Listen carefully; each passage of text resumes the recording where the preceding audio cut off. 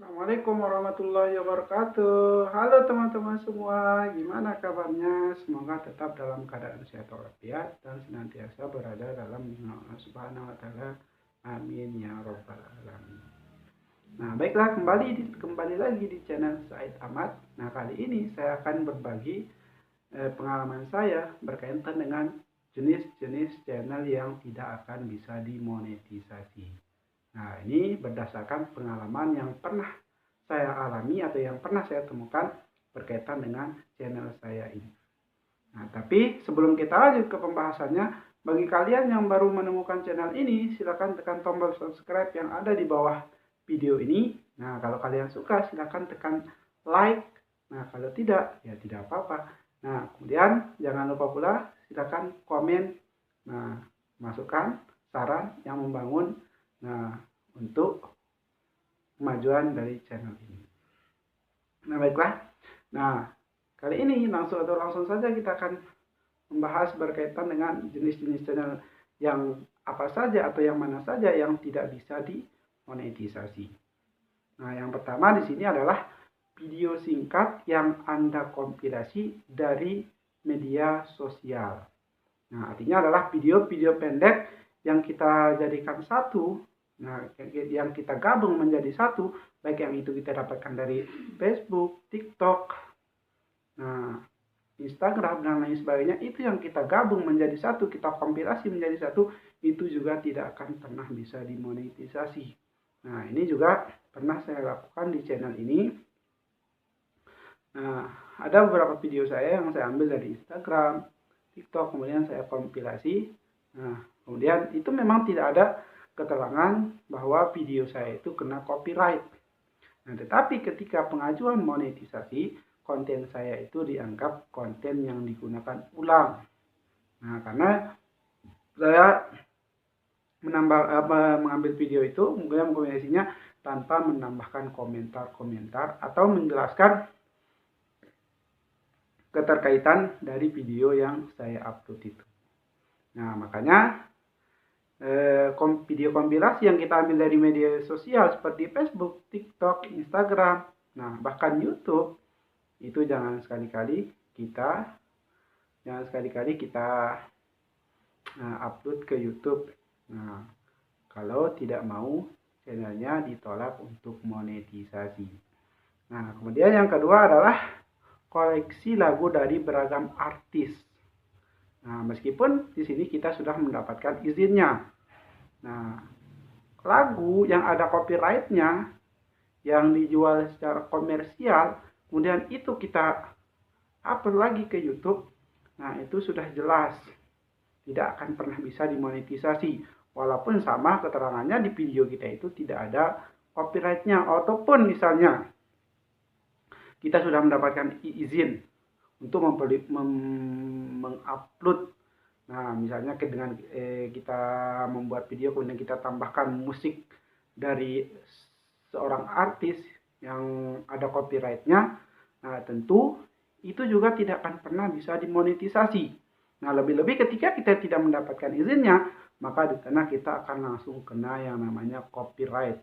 Nah, kalau ada copyright-nya itu sudah jelas berarti kita dianggap mengupload ulang konten orang lain, dan itu tidak akan pernah bisa diterima untuk monetisasi oleh pihak YouTube.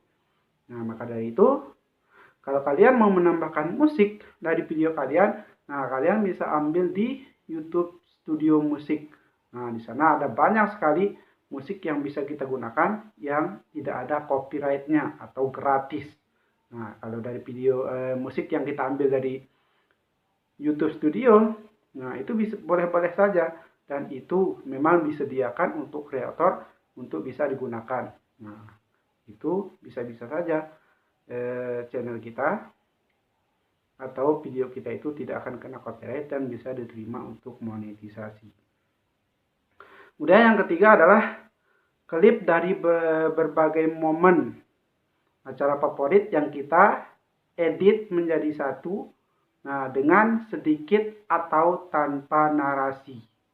Nah, misalnya di sini adalah videonya kita ambil dari acara favorit kita yang ada di televisi. Itu yang kita rekam. Walaupun kita sendiri yang rekam, tapi itu ada ofisialnya.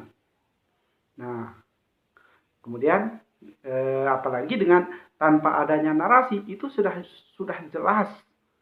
Nah, itu tidak akan bisa diterima monetisasinya, dianggap pelanggaran oleh YouTube.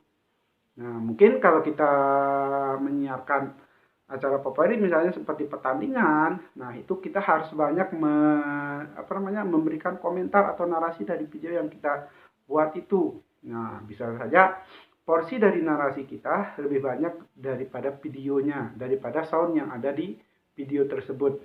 Nah, itu mungkin bisa-bisa saja dimonetisasi. Atau misalnya kita mau membuat video reaction dari acara televisi. Nah, itu boleh-boleh saja. Nah, di sini yang tidak diperbolehkan adalah mengambil dari acara favorit. Nah, kemudian kita upload dengan sedikit narasi atau tanpa narasi. Nah, acara favorit itu tidak hanya di televisi, tapi bisa juga dari misalnya YouTube. Nah, itu juga tidak diperbolehkan oleh pihak YouTube. Nah, kemudian selain itu,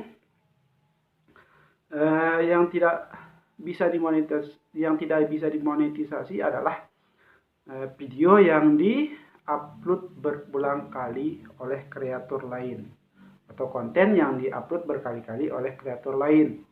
Nah, misalnya kita ambil videonya di YouTube. Nah, kemudian itu kita upload kembali, itu yang dikatakan sebagai konten yang di-upload oleh berulang-ulang oleh kreator lain, dan itu tidak akan pernah bisa dimonetisasi. Mungkin secara videonya atau di YouTube-nya itu tidak mendapatkan teguran, tidak ada copyright-nya.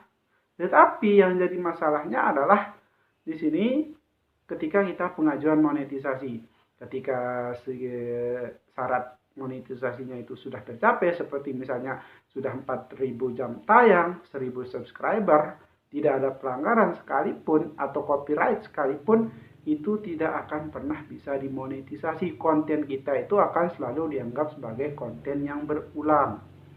Nah, kemudian yang selanjutnya adalah promosi konten orang lain. Nah, walaupun kita sudah mendapatkan izinnya. Misalnya di dalam video kita itu menyebutkan nama konten orang lain. Nah, atau supaya konten orang lain itu menjadi lebih terkenal misalnya, supaya mendapatkan subscriber, ataupun kita misalnya menggunakan jasa dari YouTuber terkenal dengan menyebutkan konten kita supaya konten kita terkenal. Nah, itu juga tidak akan bisa dimonetisasi. Nah, jadi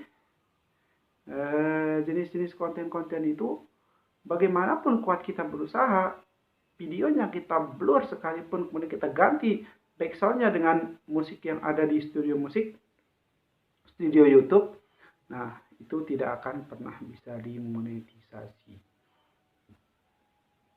Ini berdasarkan pengalaman yang saya alami di channel YouTube saya. Nah, itu channel saya ini memang awal-awalnya itu kebanyakan mengambil dari media sosial, dan memang viewsnya itu akan sangat cepat meledak. Subscriber pun akan mudah untuk kita dapatkan. Tetapi yang jadi masalahnya itu adalah ketika kita pengajuan itu tidak akan pernah bisa dimonetisasi, dan konten kita itu akan selalu dianggap sebagai konten yang digunakan ulang. Jadi percuma saja views banyak, subscriber banyak, tapi kalau tidak bisa dimonetisasi, apa untungnya? Nah, tentu itu akan merugikan diri kita sendiri, mulai dari waktu, kuota, nah ataupun materi. Jadi bagi kalian yang tidak ingin channelnya ditolak untuk monetisasi, silahkan buat video yang original. Nah, mungkin video original itu akan sulit untuk meledak, tetapi dengan konsisten, dengan terus-menerus kita berusaha, nah lambat laun juga YouTube akan merekomendasikan channel kita, dan pasti akan ada satu video yang meledak. Nah, dari situ nanti kita akan banyak mendapatkan subscriber dan juga jam tayang. Intinya adalah kita harus konsisten di dalam membuat video, konsisten di dalam mengupload video. Kalau tidak bisa mengupload video setiap hari, minimal dalam seminggu itu bisa ada satu video yang kita upload. Nah, supaya channel kita mudah dikenal oleh YouTube dan tentunya bisa mendapat rekomendasi. Dan dengan begitu akan memudahkan channel kita, video kita untuk direkomendasikan oleh YouTube dan bisa ditonton oleh orang banyak. Nah, mungkin sekedar itu pengalaman pribadi yang ingin saya bagikan. Terima kasih sudah menonton video ini. Nah, silahkan kalau ada saran dan masukan, silahkan tulis di kolom komentar supaya channel ini menjadi lebih berkembang. Terima kasih. Sekian. Assalamualaikum warahmatullahi wabarakatuh.